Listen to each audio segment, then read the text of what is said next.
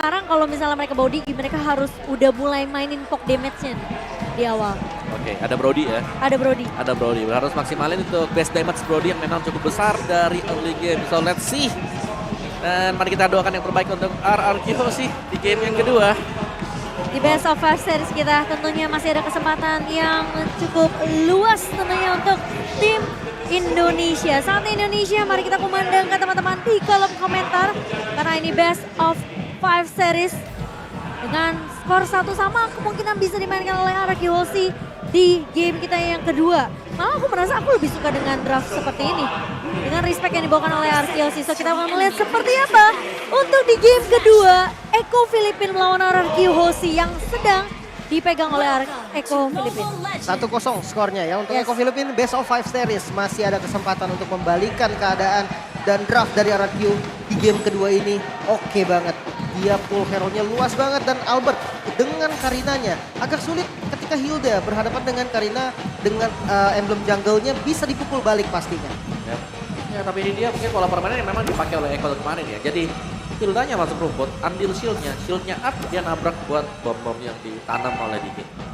Ya, dia intinya dia akan nahan terus nih dari alarm bom, nggak boleh sampai kena ke arah marksman-nya yaitu Benny Kitty. Bahkan Skylar pun dipaksa untuk ikut poking damage. Yep. Yes, sementara kali ini Skylar yang mungkin sudah mulai pemain-pemain RRQ Hoshi lah, mereka udah mulai sadar dengan keberadaan pemain-pemain Eko yang selalu memprioritaskan Skylar untuk tumbang terlebih dahulu. Jadi babysit sudah mulai dibawakan oleh Vin juga di area atasnya, sementara R7 coba dimukul perlahan oleh pemain-pemain dari Eko. Transport masih memberikan damage tapi kali ini Kaltizi mencoba untuk mengharas ke arah seorang R7 di area bawahnya, masih bisa bertahan tapi harus recall mundur terlebih dahulu. Sementara Albert akan berfokus untuk bertahan dengan adanya pergerakan dari seorang Yawi kali ini. Mencoba untuk mulai main rusuh ke area jungle dari RRQ Hoshi. Cukup menarik ya dengan Chow Jungle. Rotasi akan cepat banget, bahkan Wolf Dragon di open langsung. Clay yang menjadi target namun counter. Initiate berhasil dilakukan dan satu yang harus tumbang dari Eko Filipina. First blood by Infinix berhasil didapatkan oleh RRQ Hoshi dengan satu buah Dragon Form yang bisa dibilang dengan dua Wave Dragon dari Kaltizi yang udah di-expect bahkan oleh Clay. Dia langsung flicker mundur. Ya, cukup menarik sebetulnya. Dan di bagian gold lane juga ada poking damage yang terjadi. Ya, Skylar kali ini udah mulai dipok. Yawi mencoba untuk bertahan. Oh, satu bostannya. Yawi kali ini masih bisa bertahan. Ih, keselin banget tuh Hilda. Sayang banget, satu hit lagi namun Turtle kali ini yang terbuka. Black Dragon Form bersama dengan Real World Manipulation masih bisa diamankan oleh Eko, namun R7 tidak mau mundur sepertinya, bakal dikomit. Petrify dikeluarkan. Sanji kali ini yang menjadi target namun sudah ada Wave Dragon. Langsung di counter attack lagi di dalam turret dan tidak bisa kemana-mana. R7 harus tumbang. Kapan yang cukup cepat dari seorang Yawi kali ini dengan adanya keberadaan dari seorang Hilda yang cukup mengesalkan di area early-nya. Dan Skylar hampir aja bisa bertahan namun ternyata sangat disayangkan dia tumbang juga di tangan seorang Yawi. Tapi Clay sudah memberikan poke damage dengan satu buah Void Crystal, memberikan efek slow. Sementara untuk dari itemnya ini masih berarah oke dari seorang Benny Kitty udah jadi Coruscant Strike. Ya, dan juga untuk Yawinya ya, kalau kita highlight dia adalah dia punya tabut, dia juga sudah punya Tretos Armor. Jadi untuk damage yang bakal diberikan oleh Skylar setidaknya direduksi dengan cukup besar nantinya. Jadi Hildanya ini masih bebas untuk bergerak kemanapun juga, dan bahkan dari emblem yang diambil oleh Yawi, dia punya Concussive Blast. Tapi yang diambil di sana itu adalah Magic Defense dan juga Magic Defense. Oke, Skylar bakal coba kayaknya bakal ngambil tabungan dulu nih kalau di area atasnya. Sementara Yawi bakal sedikit tarik ulur terlebih dahulu melihat bergerak dari pemain RRQ Hoshi yang cukup ramai di area atasnya. Ya lumayan sebenarnya dengan plating beberapa gold. Dan ya ini memang konsep adanya Digi memaksa untuk platingan gold dari turret pertama itu menjadi prioritas utamanya. Walaupun ya nggak boleh terlalu overcommit juga mengingat defensif. Ada Hilda yang selalu makan alarm bom, ini mengganggu banget untuk Digi. Ya, Hildanya ya yang jadi fokus utama di area atas gitu loh. Karena yang ke babysit yang tadinya kita bilang Digi dengan marksmanship juga bisa cepat jadinya, ini ketahan. Dan dari gold game yang Eko yang jauh lebih unggul dan RQ berada di posisi pertama untuk pemberian damage per menit dengan total 14 ribuan. Jadi besar sekali sebenarnya damage yang diberikan oleh RQ, tapi kali ini mungkin tidak di game yang kedua karena sedikit tertahan. Mereka mau gak mau main defensif, agak ngikutin pola dari Eko. Masih ditahan ya, apalagi posisi Skylar yang udah tumbang sekali. Dibandingkan dengan Benny Cutie yang masih cukup aman kali ini. Sementara Yawi bakal coba dipukul mundur terlebih dahulu. Clay yang sudah mulai memberikan informasi kali ini dengan satu buah turtle objektif yang bakal coba untuk di-pop terlebih dahulu dari arah Kyuhoshi. Sementara 4 pemain kali ini sudah mulai terlihat di area mid nih. R7 memberikan informasi ke arah pemain-pemain arah Kyuhoshi dan Albert bakal coba dijaga oleh seorang Yawi. Satu buah Dewa Manipulation oleh seorang Clay. Dan bahkan kali ini dari Reset R7 turtle. datang dan reset dari turtle-nya. Bakal coba dipaksa team fight kali ini. Terkena stun, Yawi tumbang sebagai garda depan dari Eko Filipin. R7 datang di timing yang sangat amat tepat dan bahkan dengan penggunaan satu buah Dewa Manipulation dari Clay. Tapi Kaltizi bakal tertarik dengan satu buah reverse time. Dipok begitu saja oleh seorang Skylar dan Turtle Lane. Berhasil diamankan oleh Arkehoshi Bayu Besko. Mulai mengejar kali ini posisi RRQ Hoshi yang dimana awalnya ketinggalan gold. Walaupun tidak banyak. Tapi kali ini udah mengejar dan sudah mulai dipegang nih dari keunggulan gold. Bahkan top lane pun bisa menjadi objektif selanjutnya. Yap, dan dari item build-nya sekarang Digi, Magic Shoes, ada Enchanted Talisman dalam next itemnya. Karena sudah mulai sakit juga, karena berulang kali kita melihat dari Hilda, dari Yawi ambil alarm bom yang dimiliki oleh Digi. Kali ini stack-stack Digi-nya juga sudah mulai berasa. Dan dia lebih mudah untuk mendapatkan stacknya karena ada yang ngebadarin pastinya dari tim Eko. Dan untuk jungler Chow ya, tadi kira tadi Groknya bisa jadi jungler juga kemarin dibawakan ya. Iya. Tapi ini Chow sebagai jungler berarti tidak ada inisiasi lebih misalnya, jadi harus lebih mengejutkan juga untuk RPC karena tiap kali ada bukaan yang dilakukan, dia harus datang dari depan atau dari rumput. Oke, sementara dengan tidak adanya ngebawa ini ya, ngebawa Chow jungler, berarti kita kan nggak akan ngelihat dengan ada inisiasi kejutan yang biasa kita lihat dari Yawi. Jadi pergerakan dari Kortizi harusnya bisa diperkirakan oleh pemain dari arah Kyuhoshi dan Yawi. Masih terlihat tentunya di area atas sudah mulai dipok, kali ini bakal coba dikejar Albert. Hanya mengatur sedikit tempo permainan aja, setidaknya Yawi-nya ketahuan nih di area atas sendirian. Dan harus berhati-hati tentunya dari seorang R7 di area bawah. Dan RRQ terlihat lebih objektif nih di game keduanya. Yep. Mereka lebih mementingkan turret ataupun dia mementingkan jungle-jungle lawan. Walaupun hanya satu demi satu yang dicuri, nggak banyak memang. Tapi ini sudah merugikan sekali untuk Eko Filipina. Karena goldnya sudah diungguli sekitar 1000. Yep, dan kalau dari posisi ya, positioning sendiri ini di bagian atasnya yang memang selalu dijadi bulan-bulan RQ. APR7 mencoba untuk bertahan terlebih Oh, dahulu. Terkena call up dari seorang Benny Cutie. Satu buah Blade Dragon Bomb bakal coba di pop up hanya untuk menyelamatkan hidup dari R7. Tapi triknya akan lebih ke arah turret objektif untuk Eko. Kalsi di sisi lain Turtle yang terbuka kali ini.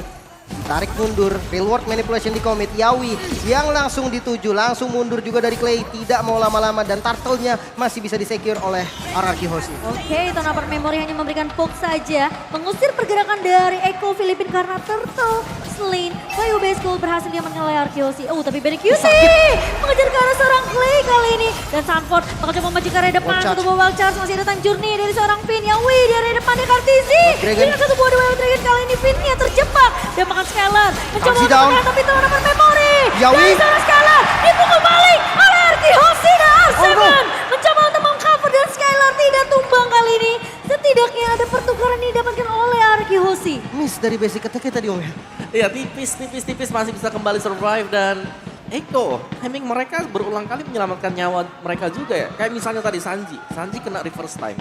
Dia ke pojokan dari reverse time-nya, dia buka reroll manipulation-nya. Jadi begitu ketarik lagi ke tengah, dia immune.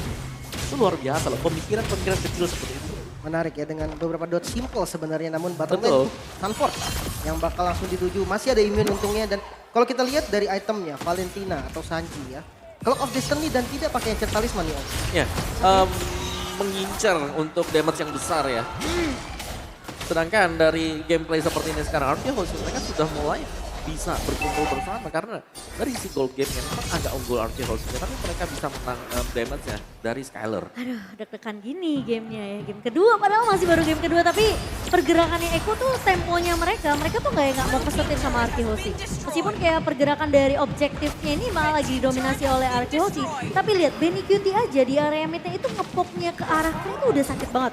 Udah mulai berasa. Dan sekarang perbedaan level yang bisa dibilang mungkin tidak terlalu jauh juga. Dari Benny Cutie masih di level 11, Skylar mungkin lagi menuju ke arah level 11 terlebih dahulu. Albert yang dimana sebenarnya pemain dari Arkehoshi ini mainnya objektif aja.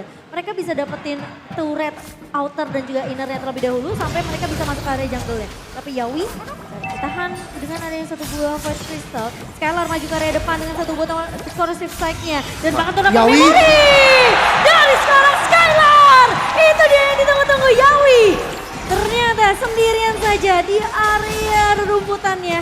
Dan langsung dipanis habis-habisan oleh seorang Skylar. Oke, flicker dari Finn. Mau nggak mau defensif flicker sebenarnya dan Iya. Lordnya yang terbuka berhasil disecure oleh RRQ. Finn harus tumbang namun real world manipulation dari Clay juga dibuka. Sanji yang juga down. Masih ada Skylar di bagian depan. Masih bisa flicker ke bagian belakang. Masih bisa selamat. Coba untuk dibalikin lagi Albert. Di bagian depan Sanford harus menjadi korban menyisahkan dua pemain dari Eko Filipin. Tenang, I got you kalau kata Clay ya. Dari pergerakan Stanford yang hampir aja masih bisa selamat, dijawab dengan sangat amat baik oleh seorang Clay. Ini dia Indonesia yang kembali berjaya di game yang kedua kali ini. Sementara dua pemain, tiga bahkan dari Eko tadi tumbang terlebih dahulu. Meskipun Skylar akhirnya tumbang pertama kalinya ya.